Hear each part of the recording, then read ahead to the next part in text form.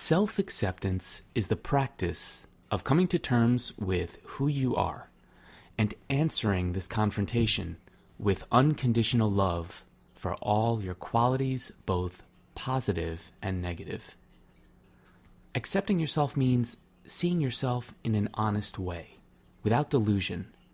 You accept your starting position as it stands today. This means all of the things in life that are not enjoyable are actually not enjoyable, and you accept responsibility for all that surrounds you. It isn't a bad thing. Recognize what you want to change in your life and commit to changing it. Now, I'm going to repeat that because it's an actionable strategy you should take conscious observance in. Take inventory. What is dissatisfactory with your life right now? You can still be grateful for the good in your life while accepting that some conditions can continue to grow and thrive. Audit your life for a moment. Think of the people, career choices, loving fulfillment, and overall health that you maintain. Make peace with the areas that warrant improvements, and attack at least one changeable element that would improve your life. You have the control to accept, but it can absolutely take some work to get there. And truth be told, acceptance, like all the other pillars of self-esteem, has no end. You are constantly changing as a person, and simultaneously coming to terms with that new person. I mentioned earlier that you must become honest with yourself in life. You cannot make any circumstance of your life better by looking away or not considering it as a defense mechanism.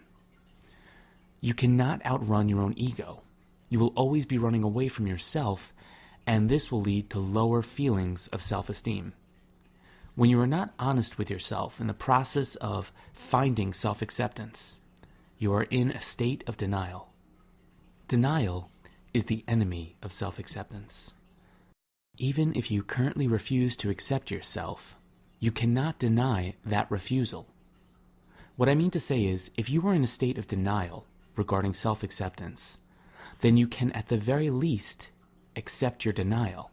This is how progress can be made when self-esteem is at a seemingly immovable place. You accept your current state of acceptance and work to undo your denial. This is how you can overcome the impasse of a refusal to accept yourself. You accept the denial and become conscious of your state. You've got to start from somewhere. I'd like to talk for a moment about our attachment to the past. There is often an overshadowing that happens to people when they have a pile of poor decisions and memories behind them.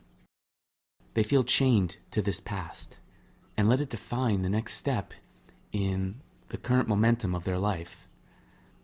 If you ever feel this way, it's important that you understand something right now. Your past doesn't define you. Your life is as it is at this very moment because of the choices you have made. Everything, both good and bad, has led you to this very moment.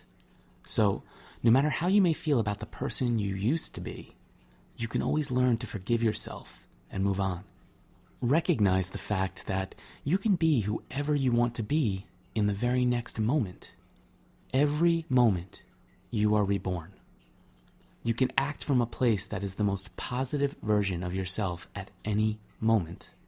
Accept who you were up until this moment, and know that it has brought you this incredible opportunity right now where you can decide what to do next. This life is too short to worry over the trivialities of the past. You are a human being. Life didn't come with an instruction manual, and you are doing all that you can to serve your life with intent. Listening to these words is enough to let me know that much. Accept that you are not perfect and a work in progress. Self-acceptance does not mean that you have to like your circumstances. However, it does require that you do not deny your circumstances. When you deny who you are and the reality of your life, you are rationalizing to soothe a pain. But that pain never heals because you prolong the confrontation of who you are. So the perennial can is kicked down the hill and you lull in and out of feelings of worth. Self-acceptance is to say, I'm worthy. To look at yourself and see your worth is to save yourself from victimization. You can either be your greatest ally or your own adversary. Simple steps can be implemented to begin strengthening your self-acceptance immediately.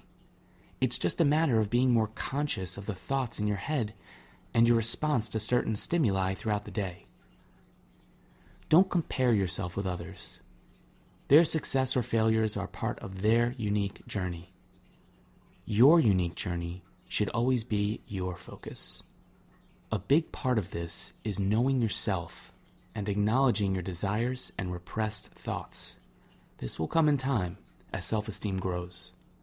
What do I mean exactly by knowing yourself? The truth is, no one knows themselves as some kind of static thing. We are constantly changing and learning and growing. Self-acceptance is accepting where you are at this moment and knowing you are a good person with good intentions. Do all you can to keep learning and reaching out into life. You'll be rewarded with an enthusiasm that grows with your effort. Having an idea of who you are supposed to be is stressful. We tend to compare our lives with a paradigm that's been introduced to us since we were children. And more so, social media has created an incredible amount of peacocking online. If you have a tendency to compare your life with others, it's easy to do in this day and age. Recognize this emotion and then work to overcome it. You'll find that as you implement the actions recommended in this program and your self-esteem builds overall, you become less focused on these kinds of distractions. Some people think that self-acceptance means they can't regret the past. Does self-acceptance mean we forget about the past and start right from this moment? Well, if the past served as a learning experience to make you the person you are today, then of course you should see that. If these experiences served as regrets, you should not deny those regrets. I don't like the term no regrets. You're allowed to have regrets. We learn from those mistakes. In some ways, you may have gratitude for the regret in that it taught you who you are and created a ripple of life that has brought you here. Accept that you are here. Accept that you can change and grow from here. A big part of changing who you are relies on the way you talk to yourself. The endless inner monologue that steers your emotions and actions will ultimately program everything about your life. And what kind of life would that be if you do not ultimately accept and love yourself? You need to tell yourself that you love yourself.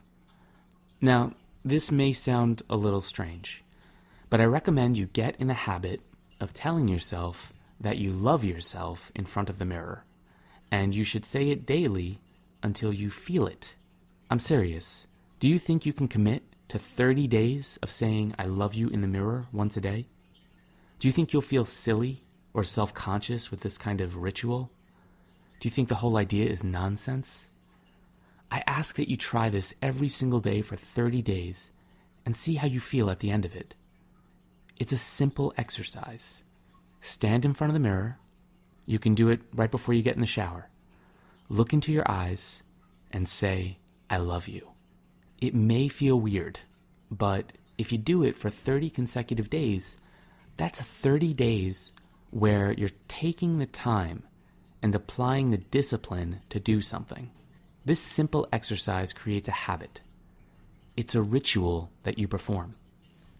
You'll find a great deal of power in this act of self-control. When you can create one habit, it becomes easier and easier to create other positive habits. In addition, you become more conscious every day of your thoughts and whether they promote your self-esteem or aggravate it. Now, the real progress measured is the way you feel when you give this affirmation to yourself every day. Do you deny that love? Do you accept yourself for all that you are and love yourself? Do you still just feel self-conscious about performing this ritual?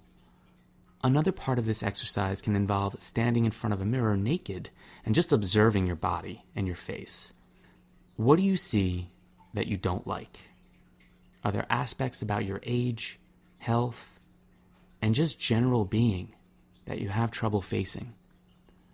Bask in the discomfort and try to understand it. The more you face who you are and return that reality with love and acceptance, the lighter your life will feel.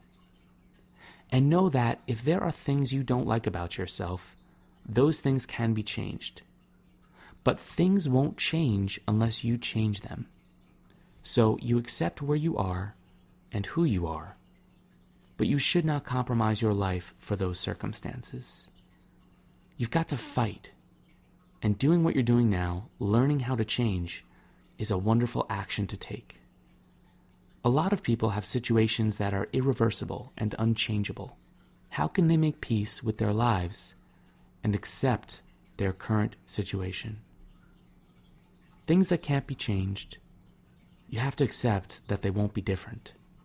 How do you do that? You need to let go of attachment. Attachment is the root of all suffering.